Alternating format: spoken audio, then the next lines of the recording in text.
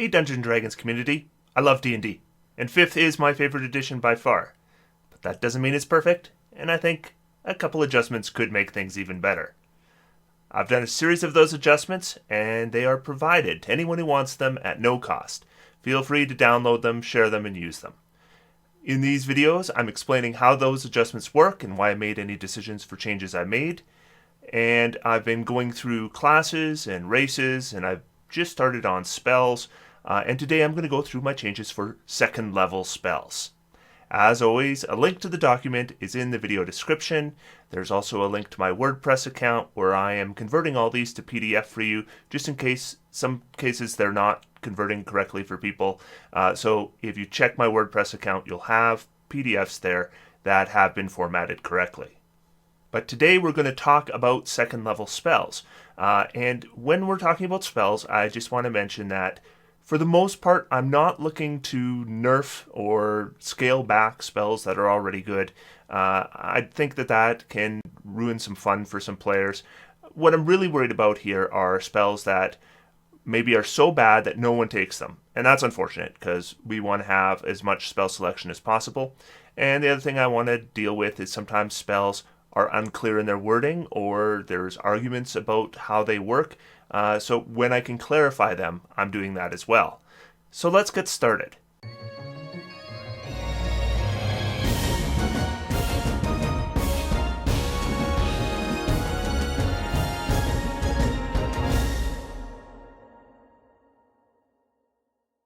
So this is the Treantmonk Variant for second level spells. The first spell I'm going to talk about is Barkskin. Barkskin is a spell that has big problems. In the player's handbook, the Barkskin spell, what it does is it ensures you never have an armor class of less than 16.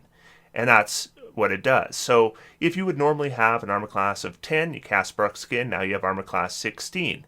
Now you go behind cover, you still have armor class of 16 because your armor class can't be less than 16, but in no way does it make it so that your base armor class is 16. And this is very unique in the rules. Nothing else really works that way. It doesn't make a lot of sense. And frankly, it's not a good spell. Short duration, 16 armor class with concentration, that's not a good combination. So I've done significant changes to the Barkskin spell. It is going to fit more in line with other kinds of defensive spells, like mage armor and that kind of thing.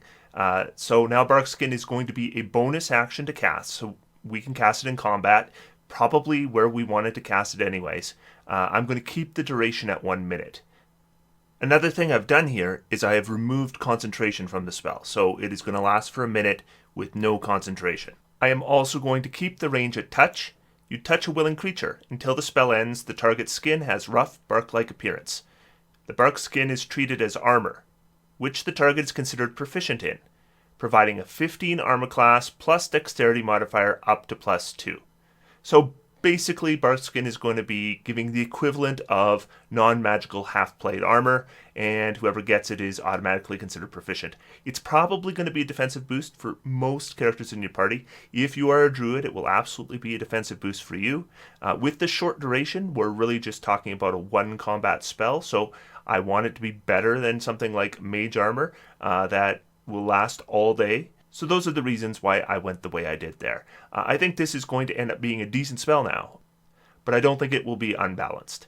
The second spell I wanted to talk about was Branding Smite. Now I talked last week about Smite spells, and I think that a lot of Smite spells need a rework.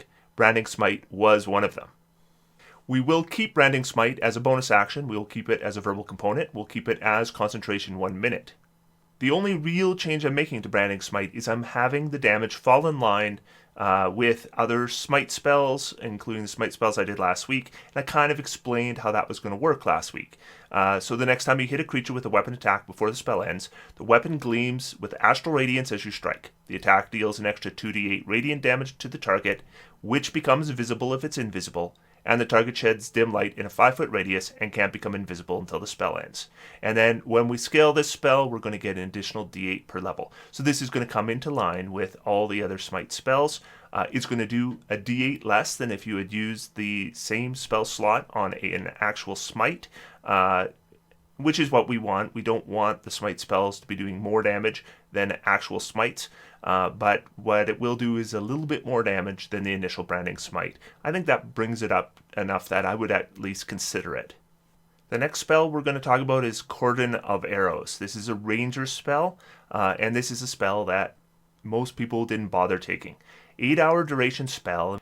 What would happen is you get 4 pieces of ammunition, stick them in the ground, and then when a creature comes close, they make a dexterity save or they take 1d6 damage, which just wasn't really worth a second level slot. So now you plant 4 pieces of non-magical ammunition, arrows or crossbow bolts, in the ground within range and lay magic upon them to protect the area. Until the spell ends, whenever a creature other than you comes within 30 feet of the ammunition for the first time on a turn or ends its turn there, you may use your reaction to have 1 piece of ammunition fly up to strike it. Make a ranged spell attack against the target. On a hit, the creature takes 1d8 plus your spellcasting ability modifier piercing damage. The piece of ammunition is then destroyed. The spell ends when you have no ammunition remaining, and at higher levels, when you scale it, you get an additional 2 pieces of ammunition for every slot level. So the first thing I've done here is I've made it an attack roll, and also the damage is going to be higher. It's d8 plus your spellcasting ability modifier. That's going to be, of course, more than a d6. And then I've kind of tempered that by having it use your reaction as well. The next spell we're going to talk about is Crown of Madness. Crown of Madness is an enchantment spell, and what would happen is you cast it on an enemy, they make a wisdom saving throw, and if they fail, they're affected by the spell. And then they get a saving throw every round to end the effect. And what you would do is, on their turn, you could have them attack a nearby fellow enemy. And that would use up their action on their turn. They could move as they wanted to. But then you would have them, instead of attacking you and your party, they would attack their own allies. Which is very useful, but it didn't really work. And the reason it didn't work is because the enemy could move on their own. And if they were not within range to attack another creature on the beginning of their turn, they could act as normal. So all you have to do is, if you had got a Crown of Madness cast on you and you failed your saving throw, just make sure you're not next to anyone. As long as you aren't next to anyone, you can just act however you want. And the spell meant nothing. And it used your concentration. So that's a pretty terrible spell, and it needed to be changed. So I'm keeping it as a 1-action casting spell. I'm keeping it as concentration 1 minute.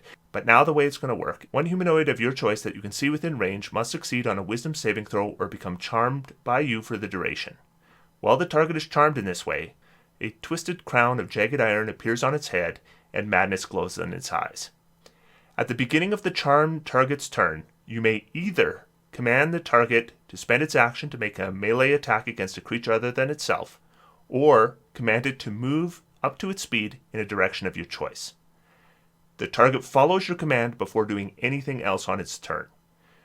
The target may act normally on its turn if you do not command it. On your subsequent turns, you must use your action to maintain control over the target, or the spell ends. Also, the target can make a wisdom saving throw at the end of each of its turns. On a success, the spell ends. So what I've done is, you're going to have the choice of having them attack another creature or move to a space of your choosing.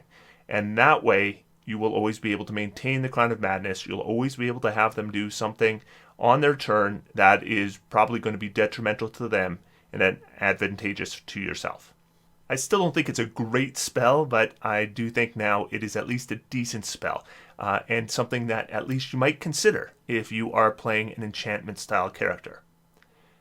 Speaking of enchantments, we're going to now talk about Enthrall. This is also a second level enchantment with a duration of 1 minute. Now what Enthrall would do is, you would cast it on a group of people, and then they would make saving throws, and any that failed their saving throws, then they would have disadvantage on wisdom perception checks to perceive any creature other than you until the spell ended. And that's really not very much at all. So what I decided to do is, I decided to throw the charmed condition on there. So now what's going to happen is, you weave a distracting string of words, causing creatures of your choice that you can see within range and that can hear you to make wisdom saving throws. If you or your companions are fighting a creature, it has advantage on the save. On a failed save, the target is charmed and has disadvantage on wisdom perception checks while charmed in this way to perceive any creature other than you until the spell ends or until the target can no longer hear you. The spell ends if you are incapacitated and can no longer speak. The spell isn't called Distract. The spell is Thrall. And so what Charm Condition does is now you will have advantage on any charisma-based checks when dealing with these creatures, which makes sense to me. Then the spell we all knew was coming, and that's Find Traps. This was a spell that was called Find Traps that did not find traps. And that's a pretty big problem with a spell called Find Traps.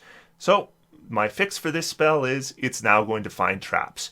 You sense the location of any trap within range that is within line of sight. A trap, for the purposes of this spell, includes anything that would inflict sudden or unexpected effect on you, considered harmful or undesirable, which was specifically intended as such by its creator. Thus, the spell would sense an area affected by the alarm spell, a glyph of warding, or a mechanical pit trap, but it would not reveal a natural weakness in the floor, an unstable ceiling, or a hidden sinkhole.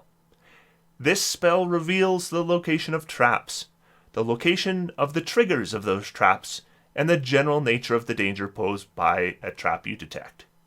So that was a pretty easy fix. The little part at the end that said you don't really know where the trap is, I just changed it to now you do know where the trap is. That brings us to the Find Steed spell. Now the Find Steed spell is a good spell. It's already a good spell. It doesn't need boosting in any way.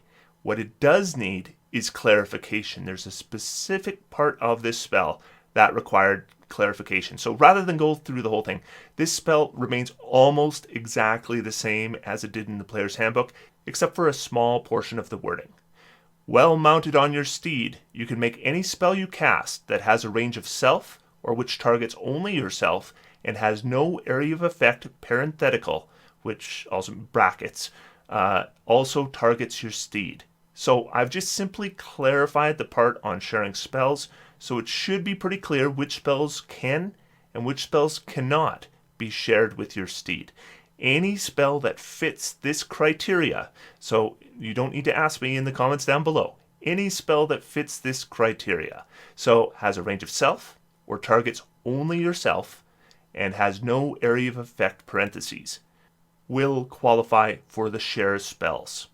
Then we get to the next spell, which is Flame Blade. This is a druid spell, and it's not a very good druid spell. It was a concentration spell that would give you an action where you could make an attack roll to do 3d6 fire damage. 3d6 fire damage using your action shouldn't require concentration and a second level spell. So I have altered this now. Number one, it no longer uses your concentration. So when you cast Flame Blade, you are no longer concentrating on it. You evoke a fiery blade in your free hand. The blade is similar in size and shape to a scimitar and lasts for the duration. If you let go of the blade, it disappears, but you can evoke the blade again as a bonus action. You can use your action to make a melee spell attack with a fiery blade. On a hit, the target takes 3d6 fire damage. The flaming blade sheds bright light in 10-foot radius, dim for an additional 10 feet. When you cast a spell using a slot of 4th level or higher, you may attack twice with the blade using your action on your turn. So two things have changed here. Number one, I've taken away the concentration. And number two, it's going to scale a little bit better.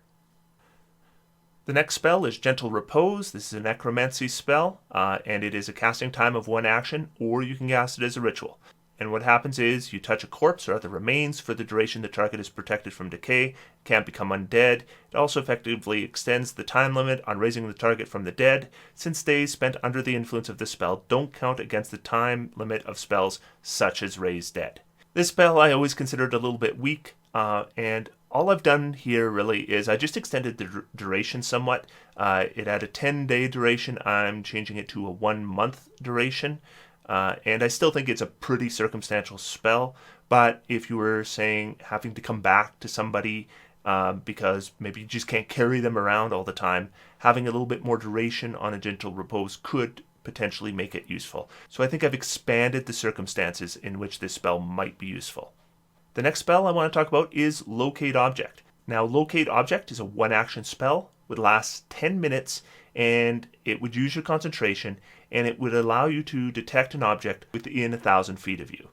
This didn't really line up with other similar spells, like Detect Animals and Plants, for example, because number one, it would use your concentration, and it was an extended duration effect.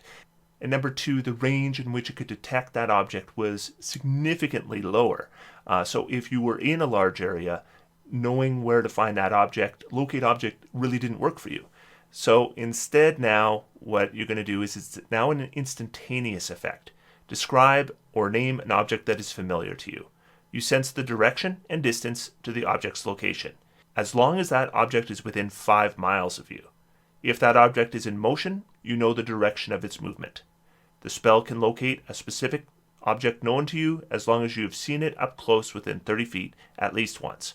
Alternatively, the spell can locate the nearest object of a particular kind, such as a certain type of apparel, jewelry, furniture, tool, or weapon.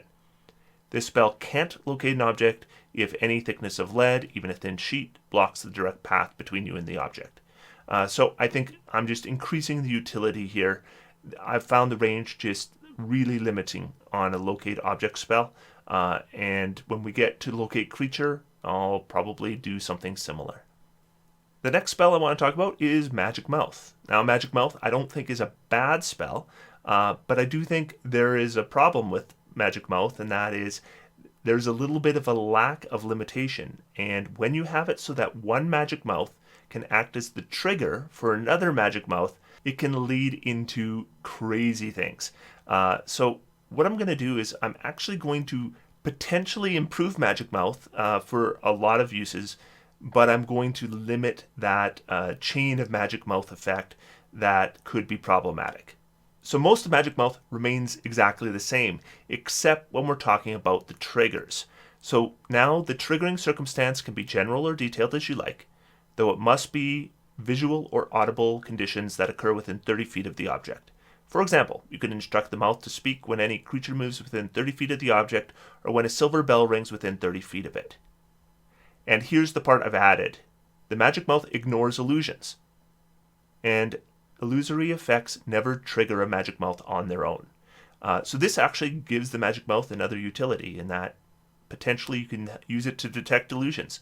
But on the other hand, it makes it so that a Magic Mouth that is an illusion can't trigger another Magic Mouth. And I think that's an important loophole to close. And that truly is a loophole. It can get totally out of control. The next spell we're going to get is Melf's Acid Arrow. So Melf's Acid Arrow just didn't do enough damage. That's what it comes down to. Compared to other spells that target a single creature, Melf's Acid Arrow just wasn't worth it. You were better just upcasting a magic missile. So it basically just needed to be more effective. So now, a shimmering green arrow streaks towards a target within range and bursts in a spray of acid. Make a ranged spell attack against the target. On a hit, the target takes 4d8 acid damage immediately, and 1d8 acid damage at the end of its next turn. On a miss, the arrow splashes the target with acid for half as much initial damage and no damage at the end of its next turn. And at higher levels, when you cast a spell using a spell slot of 3rd level or higher, the damage, both the initial and later, increases by 1d8 for each slot above 2nd. So we're just boosting the damage here, and I think this makes this as good as any single target spell we would expect at 2nd level. The next spell I want to deal with is Phantasmal Force. And again, these aren't big changes. Phantasmal Force was okay, but there was a lack of clarification in what you could do with Phantasmal Force. And the designers have given us some rules as intended. And so what I've done is I've fit those rules of intended into the spell. So the majority of this spell is going to remain exactly the same. The only change is going to happen in the very first paragraph. You craft an illusion that takes root in the mind of a creature that you can see within range. The target must make an intelligence saving throw. On a failed save, you create a phantasmal object, creature, or other visible phenomenon of your choice that is no larger than a 10-foot cube and that is perceivable only to the target for the duration. The spell has no effect on undead or constructs. And then I've just added in any illusory effect that would impose a condition, such as blindness, on a target is ineligible. This is already the rules as intended. Sage Advice has already told us that this is the way it's supposed to work. So I've just included it in the spell description. So if you're not aware of the Sage Advice, it's right there in the rules. The next spell I want to talk about is Prayer of Healing. Now, my issue with Prayer of Healing is I don't think it heals nearly enough hit points. The other issue with Prayer of Healing is I've reduced the length of time required for a short rest, and Prayer of Healing shouldn't require more time to cast than a short rest. So what I have done is with Prayer of Healing, it now has a casting time of 1 minute, so that's going to match the short rest time. Range is 30 feet, components verbal, instantaneous duration just as before. Up to 6 creatures of your choice that you can see within range each regain hit points equal to 2d10 plus your spellcasting ability modifier. The spell has no effect on undead or constructs. When you cast a spell using a spell slot of 3rd level or higher, the healing increases by 1d10 for each slot level above 2nd. So we're going to reduce the casting time, we're reducing the healing amount, and we are increasing the amount it scales. But none of these changes are dramatic. The minute casting time actually matches with what I'm doing with short rests, and we're just going from d8s to d10, so it's not a huge boost in the healing. The next spell I want to talk about is Rave Enfeeblement. And Rave Enfeeblement was a DM's nightmare, because what Rave Enfeeblement would do, if it worked, was that a creature who's making attacks based on strength would have their damage halved. The issue is, look at your monster manual. Look at the attacks of the creatures. Are they based on strength or are they based on dexterity? Well, you don't know. If you work out the math carefully, you can usually figure it out. And in some cases, if dexterity or strength would end up being the same, you still don't know. So Rave Enfeeblement was a problematic spell because it assumed you had information you don't have. And as a DM, then it's just going to slow things down. I think the common way to deal with it is, you know what, I'm not going to worry about whether the attacks were based on strength. The attacks do half damage. And basically, that's what I've done with the spell. Now, a black beam of enervating energy springs from your finger towards a creature within range. Make a ranged spell attack against the target. On a hit, the target deals only half damage with weapon attacks until the spell ends. So we're no longer going to have it based on strength. At the end of each of its turns, it can make a Constitution saving throw against a spell. On a success, the spell ends. And then the final spell I want to talk about is Zone of Truth. This was a specific request I had to deal with this spell because there was one part of it that people had a problem with. And the way Zone of Truth would work is you cast Zone of Truth, and creatures within that area made a saving throw. Those that made their save could lie in that area. Those that failed their save had to tell the truth. And you as a caster knew whether they made their save or failed their save. And the thing is if you are in a Zone of Truth and you have no intention of lying, but you make a saving throw, then there's no way for the caster of the spell to know you're telling the truth. So Zone of Truth then doesn't work. You can't submit to it. And there's no mechanics in the game for automatically failing your saving throw. So I decided to include it in the actual spell description. So you create a magical zone that guards against deception in a 15-foot radius sphere centered on a point of your choice within range. Until the spell ends, an unwilling creature that enters the spell's area for the first time on a turn or starts its turn there must make a charisma saving throw. On a failed save, a creature can't speak a deliberate lie while in the radius. You know whether each creature succeeded on their saving throw if they made one. So we have included that an unwilling creature makes a saving throw, and the spellcaster knows who made their saving throw if they made one at all. So if you go into a Zone of Truth and you are a willing participant, you don't make a saving throw, and the spellcaster is not alerted that you made your saving throw. The rest of the spell all remains the same, but we've just included that one bit where you can actually submit to a Zone of Truth. And that's it. That's all the 2nd level spells. I will be talking about 3rd level spells next week. Like I said, if you are wanting this document, find it in the description down below. And until next week, I'm going to sit back, relax, and have some fun. D&D is for everyone. Thanks everyone, and I will see you next week.